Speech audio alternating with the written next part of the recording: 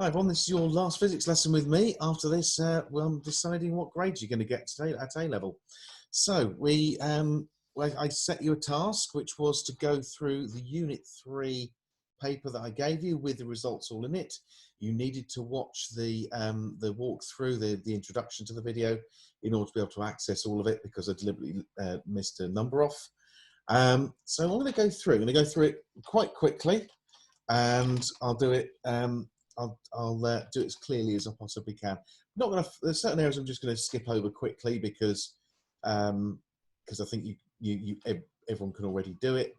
But there are bits I just want to dwell on. I just want to sort of nitpick over because there are a few things that just still, you know, it is a skill area that does need to be learnt, whether you're taking exam in it or not. So I'm going to split now. I'm going to move my camera. I'll switch to my desk camera. There we go. So we've got the model. This is going to be our model. So I'm modelling how a student might go over this paper. So we started off with on question 1. Obviously that's taken as read. Excuse me a minute. I've just got somebody just. Hello. I'm just starting now. Yeah, okay. So the first part of question 1 obviously is done for you, but it's a value that you need. Second part shows you some corresponding values of n and t. The thing to do though to get the second mark on t is to put an S for seconds. Okay. Yeah. So then you've got your table. So you have to get your square roots.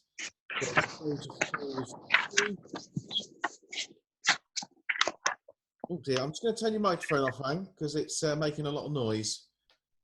Okay. Bear with me. There we are. You can turn it back on if you want to ask me a question. So if I go through all my square roots, square root of 6 is, I've got to get my calculator out for this one. Oh dear, okay. It's going slowly, extra slow today. There we are. So I've got my square root here.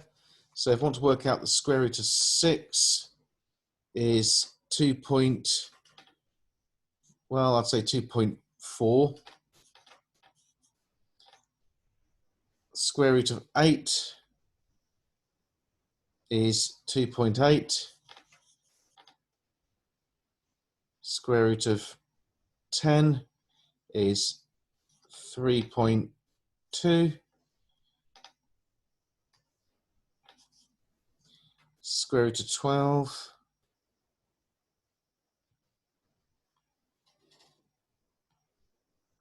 is 3.5. And last but not least, square root of 14 is 3.7. Now maybe I could have actually gone up an extra significant figure there, but that'll do for now. Then I want to work out all my averages. So my averages here are 27.9 plus 28.1 plus 29 equals, divided by 3 gives me 28.3. So 28.8, 28.9 plus 28.9 plus 28.7 .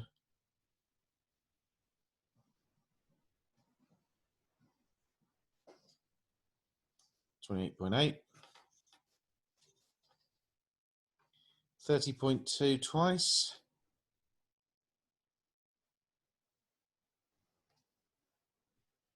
oops,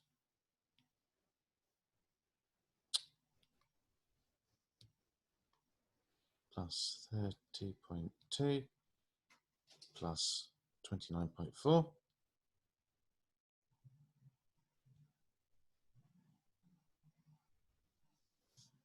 29.9,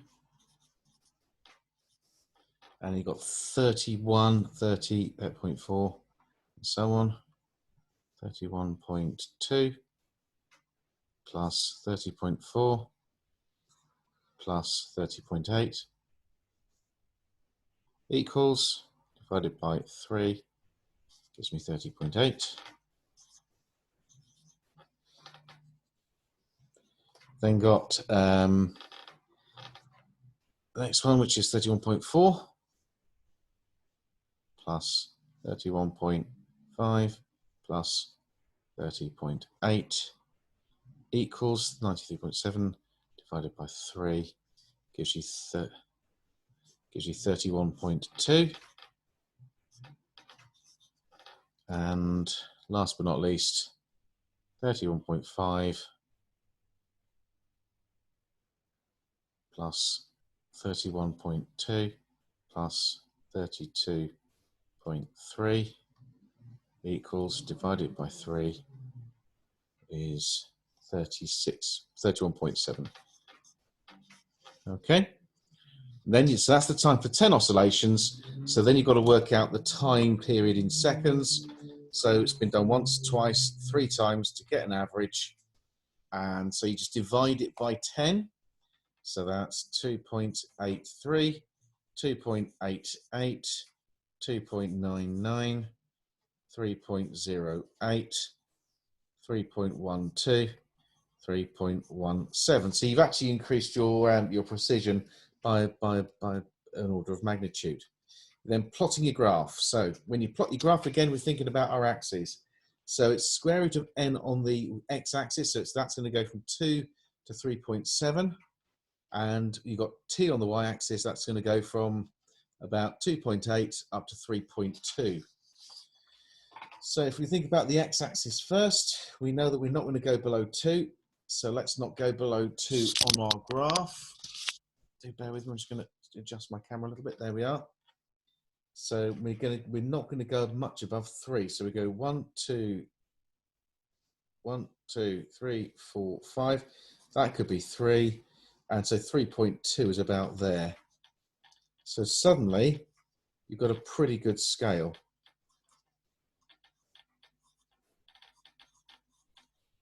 So the idea is the lowest value is here, highest value is about here. So that's more than half of the paper. So again, we did the same for the y-axis. Well, the lowest value is going to be about 2.8. It's only going to go up. So it's only going to go up by a bit. So let's say 1, 2, 3, 4, 5. That could be 2.9. 1, 2, 3, 4, 5. That could be 3.0.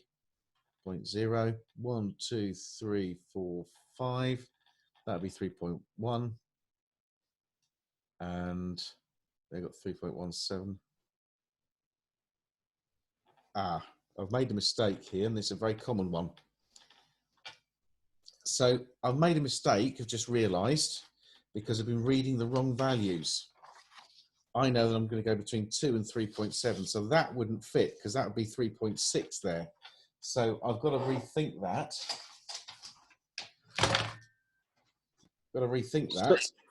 Hello? So I just want to ask that, like, are you like record this because it's kind of hard for me to see it, like in the graph. So like, are you recording so I can see it later? Like Yeah, I'm recording it. Yeah. Yeah. Okay. Thank you, sir. So I'm just showing you really. So the thinking process here. So this scale here would not fit. It just won't, because we got to 3.6 and the square root of 14 is 3.7. So if we think about it carefully, we could go up we've got to go up in slightly smaller amounts. Well, the other way around it, of course, is to turn your graph paper this way round. If you turn it this way round, you can start at 2. That would be 2.2, 4, 6, 8, 10. 2, 4, 6, 8, 3, 3.2, 3.4, 3.6, 3.8. That's still a pretty good amount of graph paper. So I'm going to go with that.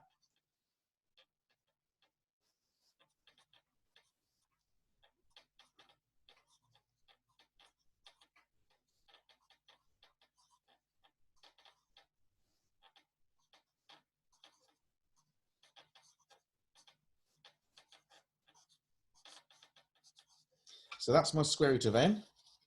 And then going up the y-axis, as we said before, that's going to be the time period going from 2.8 to 3.2-ish. So 2.8, that could be 2. So if we said that was 2.8, that could be 2.9. That could then be 3, 3.1, 3.2, perfect fit. So 2.8, 2.9, 3.0, 3.1, 3.2, and that is time period in seconds, okay? And you're literally just plotting your values. And just remember what I said about sort of about the precision using sharp pencil. I'm using a slightly blunt pencil just so you can see it on the screen really. So if I start with my one at square root of n is 2, then it'd be 2.83. So 2.8, 8.81, 8.2, 8.3. Then it's 2.4 would be 2.88, 2.8, 6, 7, 8. 2.8 would then be 2.99, so 2.995, 6, 7, 8, 9. And then we've got the next one would be 3.2. So we'd have 3.08. So 3.1 is there. So 3.5, 3.05, 06, 07, sorry, 5, 6, 7, 8. And then you've got 3.1, this would be 3.5. So that would be between 3.4 and 3.6.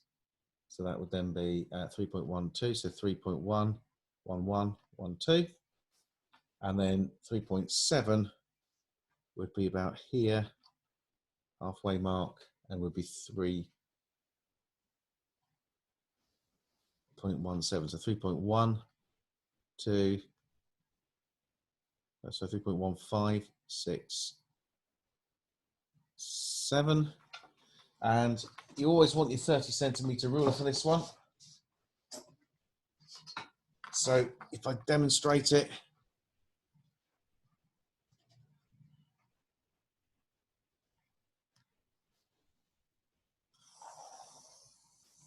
that's pretty good.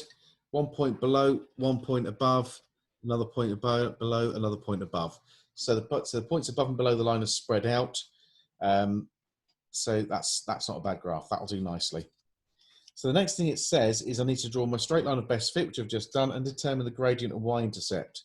So I'm picking my convenient values. I'm just looking for values which are easy to read off the graph. So if I find a value, let's say here, I'll do nicely. I can then draw my triangle.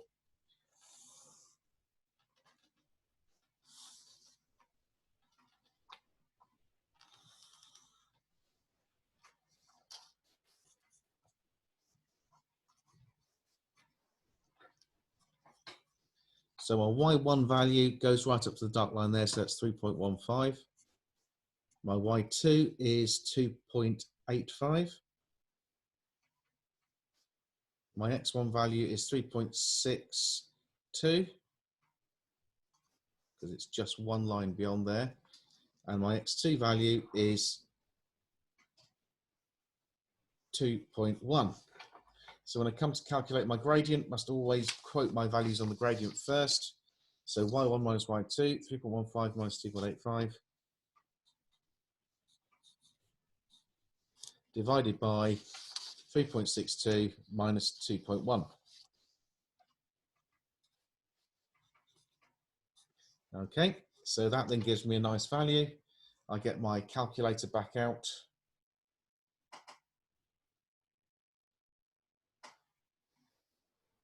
There we are.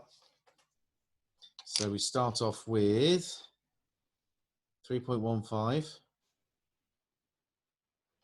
minus 2.85 divided by 3.62 minus 2.1, or whatever your values happen to be. I press equals and I end up with a value of 0.197. I don't think I can justifiably go beyond 3 significant figures there. So 0.197, and just for good measure, I'm going to remember my units. Well, if on my axis I said we've got seconds divided by just a number, that's just going to be seconds. Then got to work out the y-intercept. So we use y equals mx plus c. Rearrange it. The y-intercept is y minus mx. You can use any values for y next. You can even use the ones you've used for your gradient. So I could actually say, I could use this one here if I want. No, I couldn't. I could use x1 and y1 at the same because they correspond to the same value. So y1 was 3.15 minus 0.197 multiplied by 3.62.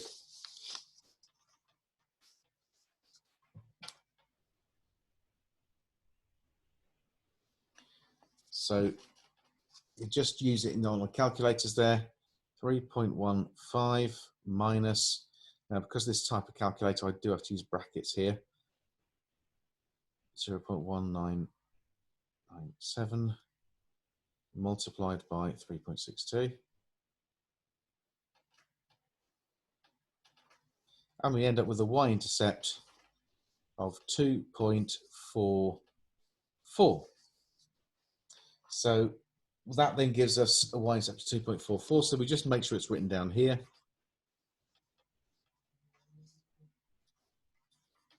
And as it's on the y-axis, we know that will be in seconds as well. Okay. Then the next question after that then asks us, it then says, it gives us that particular formula. And so it's pretty simple. We're just comparing with y equals mx plus c. So if the square root of n is on the x-axis and the time period is on the y-axis, like it is here, we know the gradient will be p and the y-intercept will be c. So it's exactly the same as it was. It's exactly the same as it was before. The only difference here is we must remember to put the units. Whereas you probably wouldn't get units for E part 3, you would get the mark. You definitely get the mark for units here. Okay. It then says that theory suggests that P is equal to pi times the square root of L over G. So G is the acceleration of free fall. Use your values to get to determine a value for G. So if we think about it, let's be careful. That is our gradient. So that's what we need. So we need to square it first of all. And then rearrange it to make G the subject.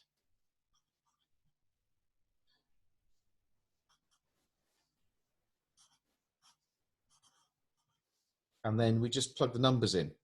So that's pi squared times by L, which was 0.04, divided by our gradient, which is 0.197 squared. So all you've got to do then is just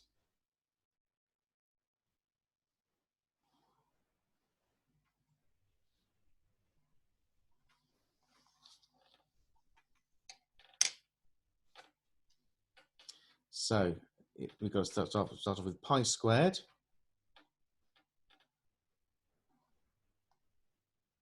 multiplied by 0.04 and divided by 0.197 squared.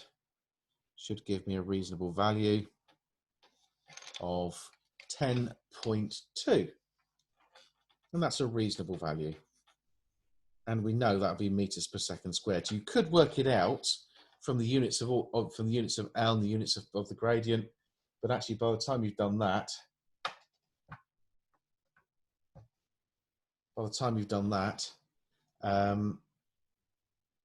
you might as well, by the time you've done that, you might as well remember that is G, which is the acceleration of free fall, so it's acceleration. So on to the next bit. The next bit was a pivot question. I gave you a lot of the stuff here already, just doing calculations really. 99, 40.0. Ideally, you take measurements twice and take an average, but we didn't do that on this occasion. So what we've got to do is calculate y minus x. So that's y is 40.7, x was 40.0. So that's going to be 0.7 centimeters. Then calculate the percentage uncertainty in y minus x. Well, you know that the uncertainty in y is going to be 0.1 centimeters, and the uncertainty in x is also 0.1 centimeters. And as you're subtracting the two numbers, the uncertainty in y minus x is therefore going to be the sum of the two. But it wants a percentage, so it's 0.2 divided by whatever that value is, 0.7.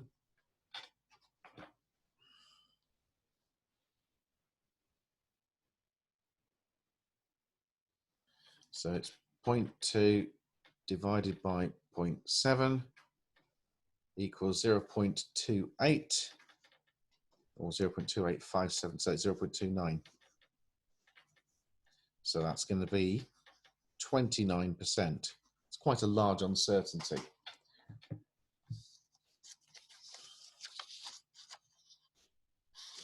So what we then do is we're then calculating m equals a minus 2y. So if m equals a minus 2y, the m is the mass being added.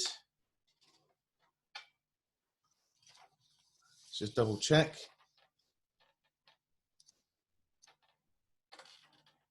So it says it's added to each hanger.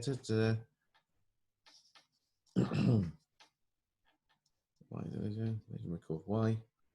So where does it talk about m in this question? Let's have a look, see if we can find a bit about m.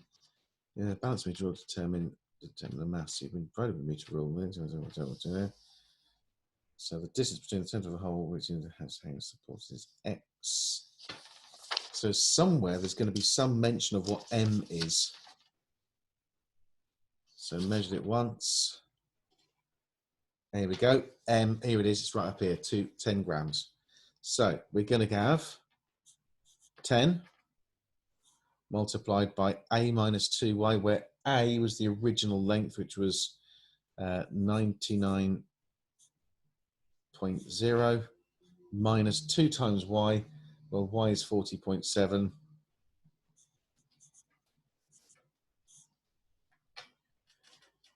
So we end up with 99.0 minus 40.7.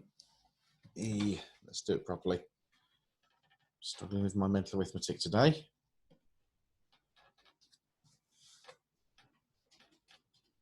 Ten times 99 minus 40.7 equals 583.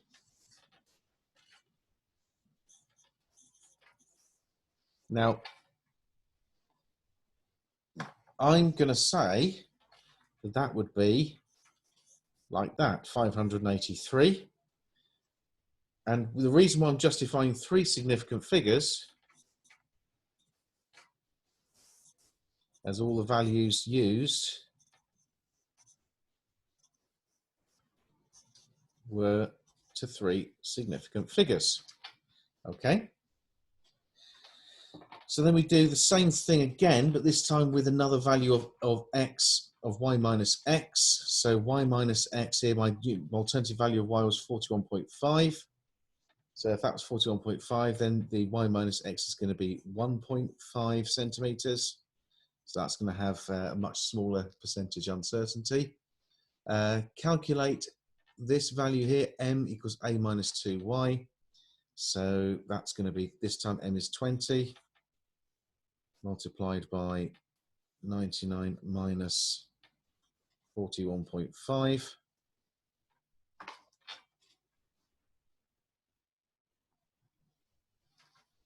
So 20 times 99 minus 41.5, close brackets, equals 1,150. Three significant figures will do nicely. So we then go on to the next page. And part F is suggested the relationship between y, x, and m and a is given by this formula to calculate your value of k.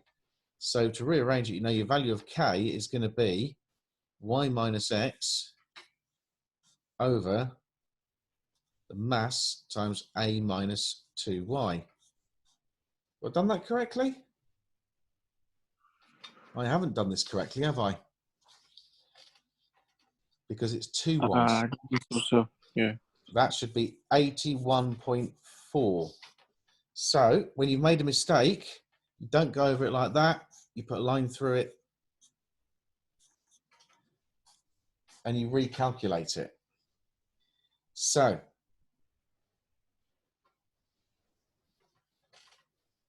99 minus 81.4 equals 17.6 times by the 10 grams gives me 176. And on this occasion, it should be 83.0. 10 times 99 minus 83 gives me 160. Is that right?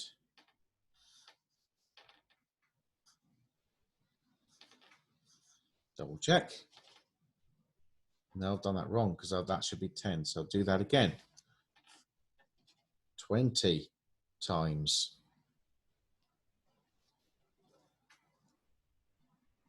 99 minus 83 is 320. It's more like it. So we've got our two different values. We're not worrying about units. It hasn't asked me for units. So I'm not going to mess about with those yet. We then get to the next bit where we've got our value of y minus x divided by this factor here. And you should be able to recognize those two. You've already calculated them. So for K1, we know that y minus x was, losing my bits of paper here, was 0.7 centimeters. So that's 0.7 divided by this factor here, which is here 176, and K2 is 1.5 over 320. Okay, so we'll see if there is a correlation between the two. We're looking to see if those two values are constant, are the same. So the only way to do it is by calculation. So it's going to be 0.7 divided by 176 gives you 123.2. And 1.5 divided by 320 equals 480. That doesn't sound right. 1.5 divided by 320. That sounds a bit better. 0.00469. Well, that doesn't make sense. That can't be right. So I'm not happy with that value. So I'm going to recalculate that one as well. So we say 0.7 divided by 176 gives us 0.00398. So we want to have a reasonable sort of number, a reasonable number of significant figures. So that would be 3.98 times 10 to the minus 3, and K2 is 4.69 times 10 to the minus 3. So if we took that We took those two values. It says suggest whether it supports the relationship. We want to find out how different these two are. So it's 3.98 and 4.69. So the difference between the two divided by, let's take that one, 4.69.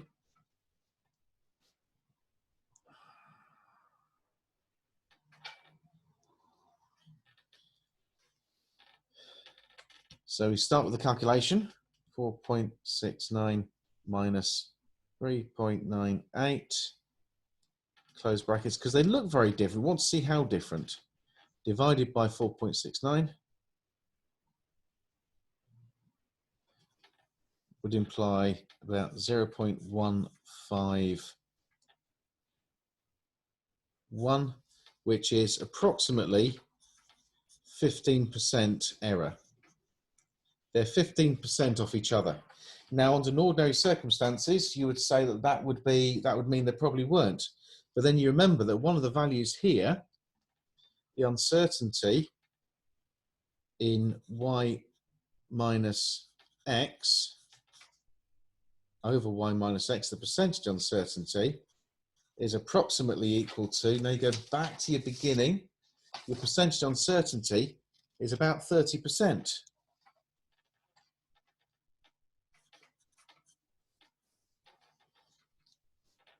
So the error is smaller than the uncertainty.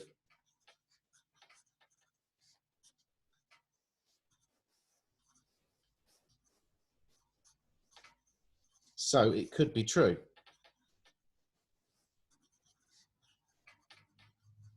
Because what we're doing is we're looking at how far apart the two values are, and we're comparing it with how far apart any reading of that value could be.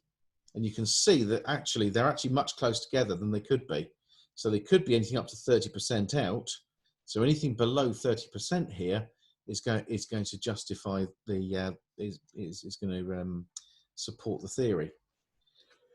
It then says using a relationship, use second value of k, calculate the mass of the meter rule using the relationship that k equals 1 over b plus m, where b is 150 grams.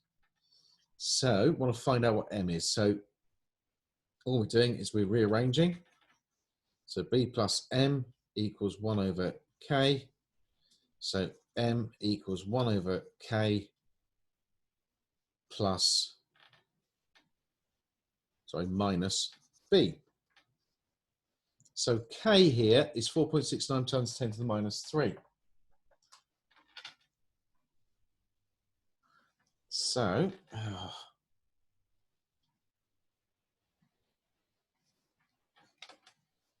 we need scientific calculator here. So we see 1 over k. So we open the brackets. 1 over the value of k, which is 0.00469, close brackets. Then we subtract the value for b, which is 150, equals, and we end up with 63.2, which sounds about right. So we'd say 63 grams. Okay, would be the approximate mass of the ruler. So the other bit that I really wanted to talk you through today, and this is the last bit now, so we've only got a few more, bits to do here. So we're starting with what's obvious. So the obvious part is saying that we only took 2 readings of X and Y. And we could have taken several readings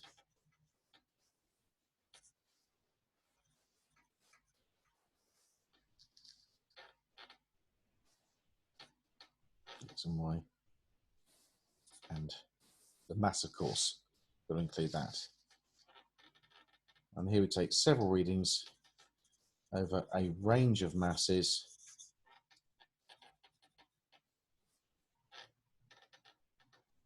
to draw a graph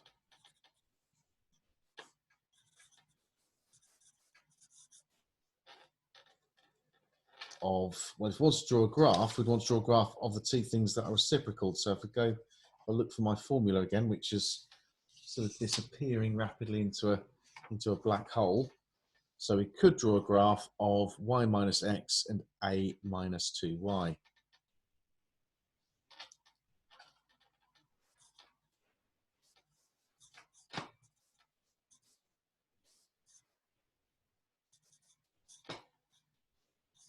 Okay, so that's the obvious one. That's the low hanging fruit. That's the two easy marks. So we want to think about some other things. Well, the other thing is that x minus y only changed by a small amount.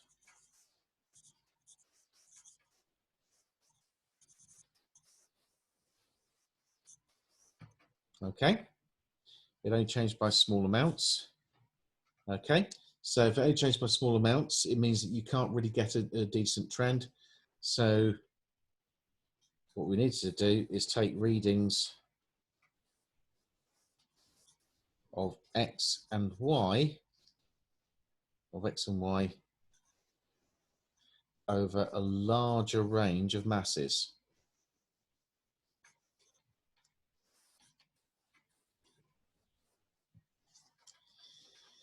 Also, x minus y was a small number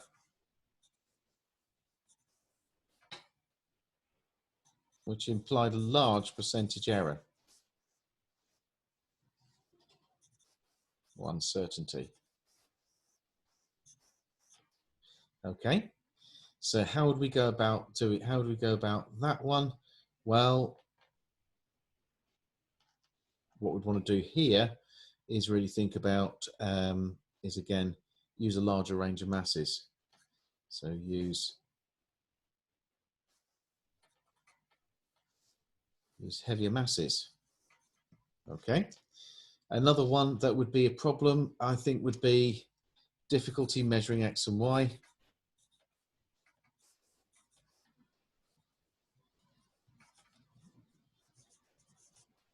Due to the thickness of the string.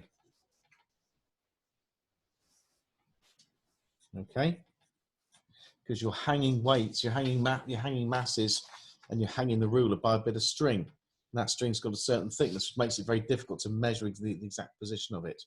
So measuring x and y because of the thickness of the string. Okay, so we'd want to use thin string or thread. Okay, and that then gives you your four uncertainties. I think that you might come slightly unstuck in this one if we're trying to use 2 and 3 here. So you might want to think of some others, but there are actually, at the end of the day, lots of other problems, such as a fear that maybe not having this level would mean that the ruler would move through the string loop, and it'd be very difficult to measure it. In which case, you'd want to have that a bit lower so that the masses were only just off the bench. There are lots of other sort of uncertainties there. You could have sort of a torsion effect because you've got your twisted loop there, and it might sort of try and turn around a little bit. Lots of other things, but I'm sure you can come up with it. Any questions? No, sir. I understood that. Okay, so that's roughly how you do that paper. Well, I think today is our last lesson, because obviously after the half-term break, then it will be time to go. It'll be time for us the teachers to hand in their marks. So there'll be nothing more you can do towards your improving your chances. So Yeah. So yeah. I just want to ask that, like, because like I will go back to my country like after half term. So like, yeah, if that we finished like this is like the last class for the whole like years, and we just stop after the half term. That's right. Ah, okay. Yeah. Thank you, sir. Okay. All right. Yeah.